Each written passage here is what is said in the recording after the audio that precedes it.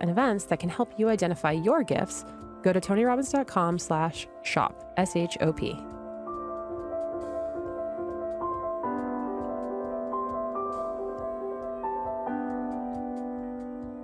The only thing that makes you happy is progress. Progress equals happiness, nothing else. No money will do it. No matter how many people love you, no matter how many trophies you get, it doesn't matter. If you don't make progress, you won't be happy, because we are made to grow. And when we grow, we have something to give. And when we give, we have a meaningful life. It ain't just about ourselves. It's not about just being happy. Happiness is in the mind. Right? Pleasure is in the body. Joy is in the spirit and soul. And joy comes from serving something more than yourself.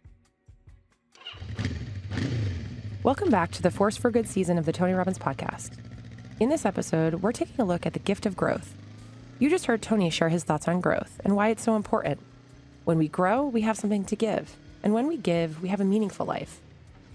Our next story is from Richie Harcum, an Australian entrepreneur who found his meaning and his purpose in the aftermath of a motorcycle accident that nearly took his life. Here's Richie describing the accident.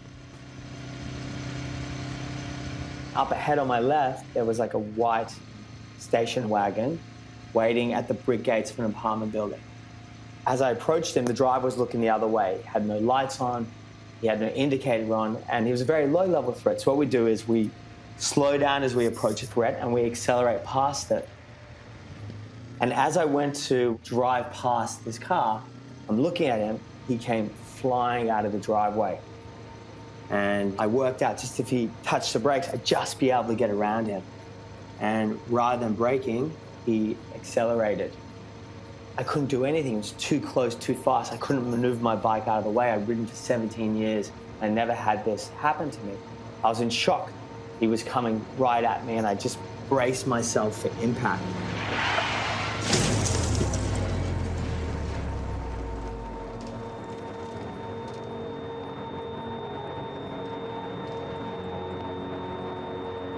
He hit me, and the moment he hit me, I just felt a breaking feeling in my body. I didn't feel any pain. And then he slammed on the brakes and he pushed my bike skidding into the other side of the road.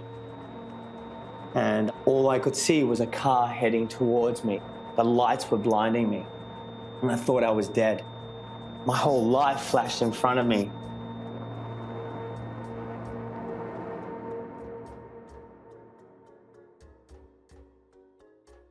Richie was T-boned by the car on his motorcycle, leaving him with serious injuries.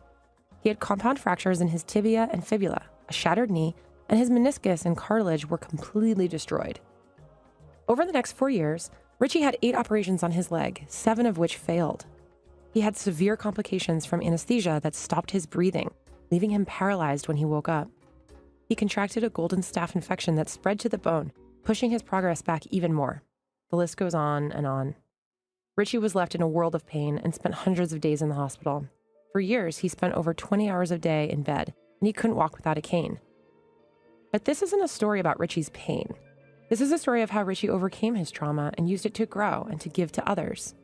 And the decision to give more than he ever thought possible was inspired by one little boy and his father that gave him an incredible gift at a time when there was no end in sight. I had a revolutionary operation, which this amazing professor in Germany gave me, where he basically took a graft of my knee and he found a live donor. It was a young boy who was driving a car with his mother in Hanover, Germany on a sunny day, and a truck came around the corner and hit the back of the car, and the mother was killed instantly, very tragically, and the young boy had severe head injuries. His head hit the dashboard of the car, and he was rushed to hospital, and they tried to save this boy. And unfortunately, he was pronounced brain dead. They couldn't save him. And my surgeon rang me and he asked me if I wanted to have a graft of a knee transplant operation. And it was now a double because the other part of my knee, which is my femur, had collapsed. And I did this operation. And later, when I was recovering in my hospital bed in Germany, I met or heard of 6 or 7 other people, all who got parts from this young boy. In his death, he gave life to so many other people. His story really touched me and affected me. And the only way they would communicate to the father was through a letter, an anonymous letter to a donor. And I didn't want to write a letter, because what do you write a letter to someone who lost everything? And I thought, you know what, it was my duty to write a letter. I wrote the letter, and I said in the letter, I can never repay him or his son for what he's done for me. Richie could never repay the boy's father or the boy, but what he could do was honor him.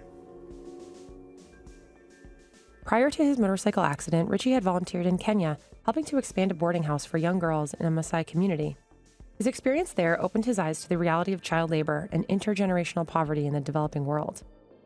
Richie committed himself to assisting when he could, but it was the experience of receiving the life-changing gift from this young boy and his father that was the true catalyst of committing his own life to serving others.